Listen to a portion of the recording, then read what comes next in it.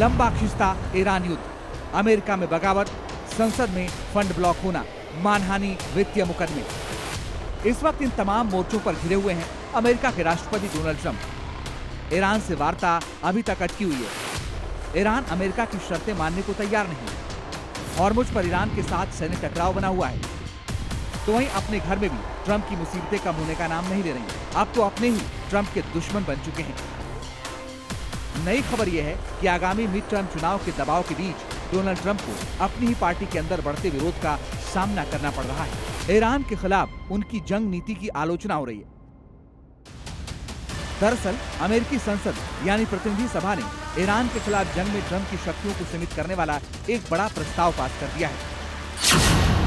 चौंकाने वाली बात यह कि इस प्रस्ताव को पास कराने के लिए सिर्फ विपक्ष यानी डेमोक्रेट्स ही नहीं, बल्कि ट्रंप की अपनी ही रिपब्लिकन पार्टी के 4 सांसदों ने खुली बगावत करते हुए विपक्ष का साथ दिया है।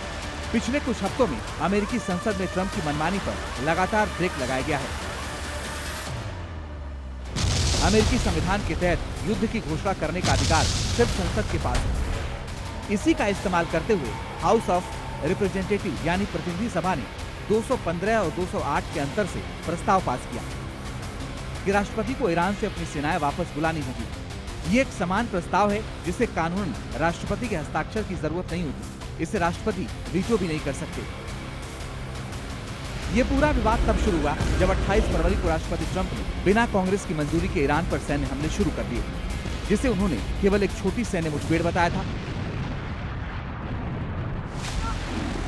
इस युद्ध को चलते हुए लगभग 100 दिन होने वाले हैं और इसमें अमेरिका के 29 अरब डॉलर खर्च हो चुके हैं और 13 अमेरिकी सैनिकों की जान जा चुकी है।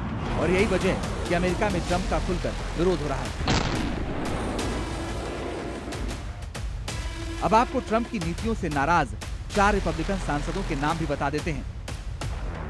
Thomas Mason, Warren Davidson, Brian Fitzpatrick, Tom Barrett. ये वो लोग हैं जो अमेरिका में ट्रंप का खुलकर विरोध कर रहे हैं और विपक्ष का साथ दे रहे हैं। हालांकि ट्रंप की पार्टी का यह भी दावा है कि विरोध करने वाले इन लोगों को ट्रंप ने पद से हटाया था। वहीं व्हाइट हाउस का तर्क कि मिड टर्म चुनाव सिर पर है, इसलिए कुछ सांसद अपने इलाकों में वोटरों को खुश करने के लिए ऐसी चुनावी राजनीति अपना रहे हैं। लेकिन जो भी हो, सच ये है कि अमेरिका में ट्रंप को लगातार आलोचना का सामना करना पड़ रहा है और उन्हें झटके लग रहे हैं। पहला झटका ईरान के खिलाफ ट्रंप की जंग नीति की उनकी अपनी पार्टी के गुटों ने तीखी आलोचना की है।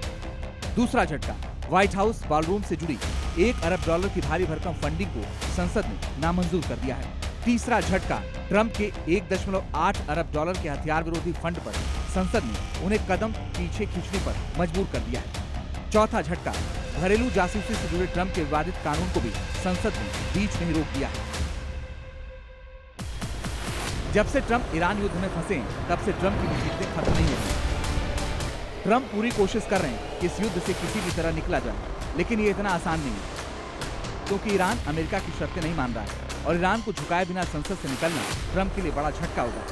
उन्हें अमेरिका का हारा हुआ राष्ट्रपति मान लिया जाएगा, यानी ईरान युद्ध ट्रंप की साख और नाक का सवाल है।